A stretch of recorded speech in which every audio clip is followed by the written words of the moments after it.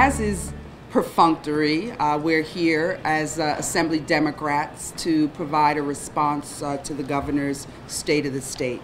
And there is no question Assembly Dems share the top priority and the goal identified by the governor of rebuilding following Sandy.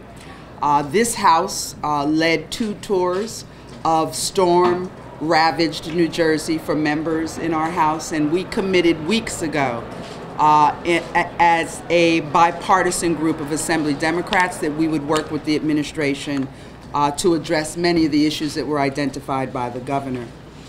That being said, there are some things that we have not heard as it relates to the State of the State.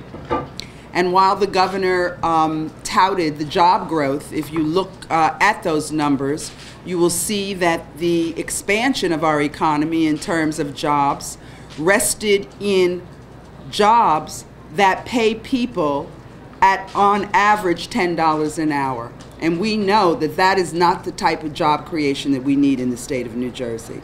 So we know that our unemployment rate continues to hover at 9.6%, and it is 2 points higher than the states that neighbor us in the region.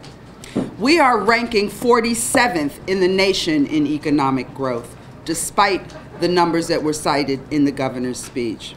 We rank 45th in the nation, yes, in personal income growth, but our poverty rate in New Jersey has increased by 11.4%.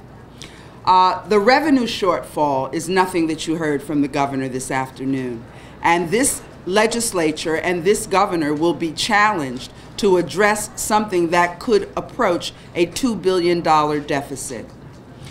Taxes have risen in some communities close to 20%, not the 1.7% that were cited in the governor's speech.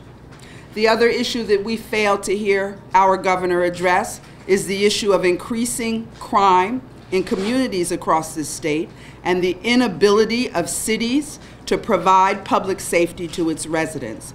This legislature last year tried to work with the governor to put a plan together to provide increased funding to municipalities, all types of municipalities, to help them support public services delivery. Governor did not work with us on that initiative, and we heard no mention of that today. We continue to have the second highest foreclosure rate in the state. While the governor cited in his speech that we are beginning to see uptick in home purchases, we are continuing to see devastating falls in terms of foreclosure in New Jersey. And he gave kudos to the Department of Transportation and the transportation leaders in his administration, but we still have not heard the impact and implication of a close to 30% hike in transportation costs via tolls on our turnpike and our parkway. So the governor, we believe, was on point in terms of implications post-Sandy, but we're very disappointed he did not touch upon other issues that are of interest to the residents of this state. Because while we will focus in on what we need to do in Ocean and in Monmouth and in southern Middlesex and in Bergen, there are approximately 17 other counties in this state that are faced with critical challenges, and the governor is going to need to address those issues as well. Majority Leader Greenwald. Madam Speaker, thank you. I am in complete agreement with the Speaker and the Governor on the needs of Sandy recovery. And for those of you who have watched my career, you know that I love sharing the stories of the people in the state. It's why we have always enjoyed so much the public hearings and the people that have come to testify before the Budget Committee over the years. And the stories that you heard today from the families that have been directly impacted by Sandy are devastating, and they are real. And any one of us can put ourselves in the position of those families and appreciate the hardships that they have seen. And I believe that as government leaders, we have a responsibility to be able to tackle more than one task at a time. The reality is that we need to be on point and on board working together to address the recovery from the Sandy hurricane, the impact on our residents, but we cannot turn a blind eye to the reality that New Jersey's economy was struggling before Sandy and continues to struggle after the impacts of this storm have passed. If we do not address the underlying concern of what drove the numbers that the Speaker shared with you, which are worth repeating, a 9.6% unemployment rate that is close to 2 percentage points higher than the national average, an unemployment rate that is troubling, more troubling than that trailing the national average. We trail our neighboring states almost 1.5 percentage points behind New York and a staggering almost 2 percentage points behind Pennsylvania. If we don't address that underlying problem, the short-term impact from recovery to Sandy, we will be right back in the economic doldrums if we don't attack the core of the disease that is driving New Jersey's economic problems. We in this team of leaders stand ready and willing to stand together with Governor Christie to address the ravages of this storm and the impact on these families. But we must also stand together, and the governor must stand with us to recognize that after the first 3 years of his administration, the policies of economic recovery, the numbers don't ring true. A recent study that we just saw showed that New Jersey is the highest in the country of out-migration of New Jersey residents.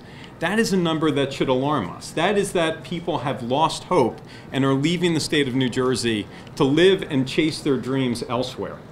The number that the stories the governor shares today, these magnificent stories of bravery and heroism, people standing up and fighting for their neighbors, led by police chiefs and other government support staff.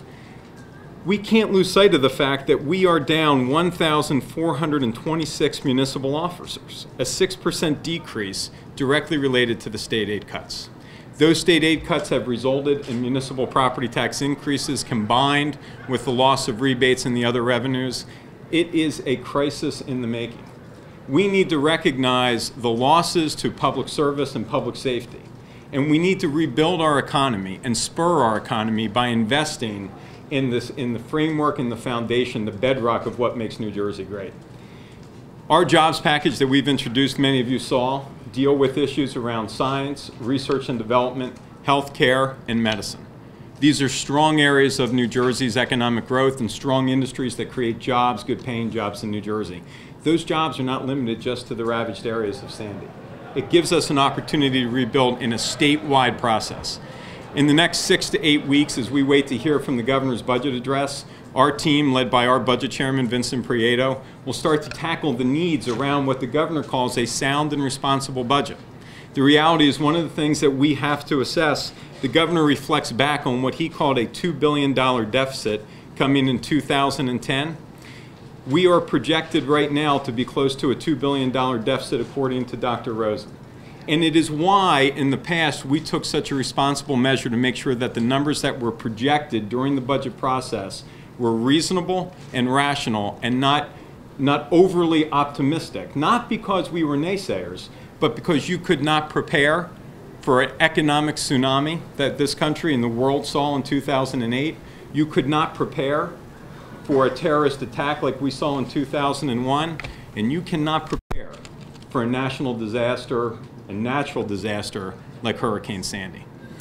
Ladies and gentlemen, we will work with this governor. The governor is 100% right to challenge Congress to act and act quickly. This state has sent more money to help other states anywhere in the country. The reality is, though, that we need to stand together to address the core problems that this state faces, and they're not going to go away with mere words. They need us to roll up our sleeves and attack this problem head on. We are committed to do that. The governor asked a long time ago to come to a table in the middle of this room and work together. This table remains open anytime he's ready. Thank you.